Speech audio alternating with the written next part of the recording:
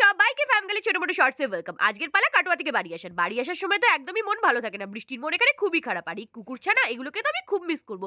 বেরিয়ে এসেছি অনেকটা, তখনই প্রীতমের মনে পড়লো যে ও ফোনগুলো ঘরেই রেখে এসেছে। ভাগ্যিস এত তাড়াতাড়ি মনে একটু বেশি দূর চলে গেলে পরে যদি তখনও বলতো তাহলে হয়তো আমরা যে ট্রেনটাই মিস হয়ে যেত।